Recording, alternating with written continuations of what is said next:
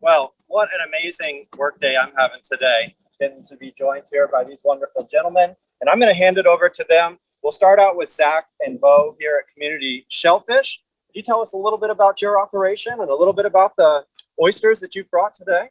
Yeah. So here we have our oyster farm. If you pan that way, it's been 2 reused lobster pounds. They're built in the 50s. They provide a nice, safe location for our gear and our oysters, and it's really easy access to our farm. Thanks to an alliance investment a couple of years ago, the group believed in our mission to build this oyster farm and repurpose these lobster pounds. And so, as Zach also said, we're on the piers that we rebuilt here. We rebuilt sluices so that we can control water levels.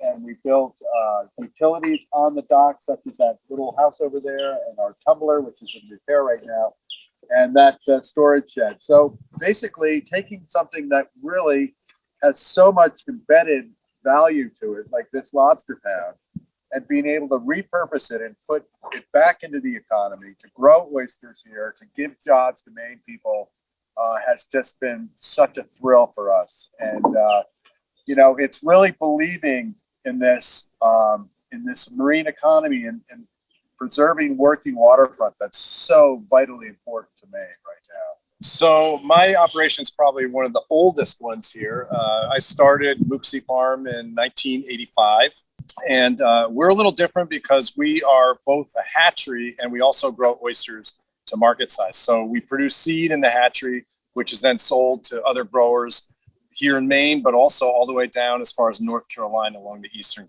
seaboard. And we have invested a lot in technology. And we, a few years ago, received an Alliance sponsored grant, I guess you'd call it. It was used for a variety of things, but most of the money went into a huge centrifuge that we bought. Most shellfish hatcheries up until now have always had to grow the microalgae at the same time they're growing the little larvae and the young juvenile shellfish that they're growing in the hatchery. With this centrifuge, we're able to concentrate it. We've developed a way to preserve that, and essentially we freeze this food in a big freezer, and we can pull it out of the freezer for we've done this for many months, and the food is still, actually some of it's still viable. So this is a really big deal because anybody who knows anything about shellfish aquaculture knows that food production is really the bottleneck for how much of it you can do in a land-based system, because it's expensive to grow the food, and so you have to move the small shellfish out into the natural environment, which is becoming more and more unpredictable. Noah and I are Arrows Oyster, and we are one of 8 farms that constitute the Georgetown Aquaculture Co-op on Georgetown Island, Midcoast. And we're 4 years old, as are all the farms in Georgetown. It's sort of an experiment that started 4 years ago that the town had as part of its plan, that they wanted to diversify the marine economy. We have lobstering in 5 islands, and we have recreational marina, Robin Hood as well. But the cove itself wasn't really being used other than for recreational boating. So 2 community benefactors, the Bonney family and the Burns family, provided some seed money to the town to provide micro loans to clammers and sternmen and arborists who were looking to diversify their own family incomes to get started in aquaculture. And that was then matched by thanks to the Alliance and MTI, provide some funds for a tumbler, a float, enough to get going. So we now have 8 farms. There are a number of ecological services that oysters provide.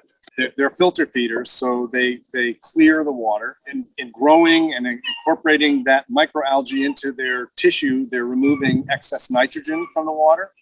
And the structures we use, whether it's cages or planting directly in the bottom, you're essentially creating an oyster reef. There's been scientific studies that have looked at how it affects the biodiversity, and we didn't need to do a scientific study to see how that affected the biodiversity around our farm looking at all the different things that are living in and around our cages. It's pretty amazing. Maine in general produces oysters that are on the whole saltier. And I think they really do have a reputation for being a great oyster, not just in Maine, but elsewhere, New York City, all the major metropolitan areas of the U.S. Yeah, absolutely true. So we decided that today we would do some grilled oysters, and grilled oysters are a wonderful way for the uninitiated to kind of get into eating oysters. Slurping something down whole and raw. It's it can be a little intimidating for some folks, though I fully encourage you to try it. What I'm going to do is I'm going to grill oysters with a compound butter. And what compound butter is it's where you take a unsalted butter, you add some different ingredients to it, and then you blend it up either in a food processor or you mix it up in a bowl, roll it into a log, chill it down, and what you end up with is a lovely stick of butter like this that has just so much good stuff all throughout it. So this one here, this is what I'm calling my sustainability butter, and this is Sichi. So that's the seaweed kimchi from Atlantic Sea Farms, as well as some smoked dulse. And so what we're going to do is we're just going to take about a teaspoon, and we're going to put that on a few of these oysters here. This butter is a mignonette butter. So very classic way to serve oysters is to serve them with a little bit of red wine vinegar, macerated or marinated shallot, along with a little bit of black pepper and salt. I took those same macerated shallots, mixed them up with some butter along with black pepper and a little bit of salt. This next butter, this is a scape pesto. So it's scape season in Maine. So if anybody grows garlic, you'll notice you'll have these little curlicues growing off the top of your garlic plants. And that is the garlic's flower bud. This last butter here, this is a harissa butter. So harissa is a North African condiment that has sun-dried tomatoes, caraway, chilies, a little bit of oil and salt, and it really gives a nice fruity, spicy flavor. We've got a charcoal grill here. We fired the grill a little while ago, and we've got it warming up nicely here. So what we're going to do is we're just going to balance these little oysters right on the grates. We're going to try to keep their little jus within them. So when you put the lid on, it creates a little bit of convection within the grill. And that convection is, so the heat's going to come up, it's going to hit the top of the grill, and it's going to circle back over those oysters and kind of bathe them in that nice spicy or that nice hot air. Because this is what you're looking for. I mean, what did that take? 2 minutes? Yeah. Something like that. Not very long. The ones that we have here in the middle are cooking the fastest. So we're going to go ahead and take those off first. These are our Sichi, right? We're going to set those right into the rockweed. And the whole reason we want to keep them kind of supported like that is just to keep that lovely brine right inside of them. Okay. My favorite. Got that nice fruity sweetness. Oh, wonderful. It's just that last one. Oh, there you go. Pesto. All right. So let's dive into our other preparations. So one of the most famous oyster preparations in history is Oysters Rockefeller. Going all the way back to the turn of the century, Oyster Rockefeller was being served at Antoine's in New Orleans, kind of the original, place to go if you were classy and wanted to be seen. You'd go hang out at Antoine's. The chefs came up with this unique green sauce, and this green sauce is a closely guarded recipe. I'm not so worried about making it exactly like they made it in New Orleans. I wanted instead to make it like we would here in Maine, using what we have on hand. We've got our green sauce here, and this has celery, fennel. It has a little bit of parsley and chives, and it has a little bit of cream.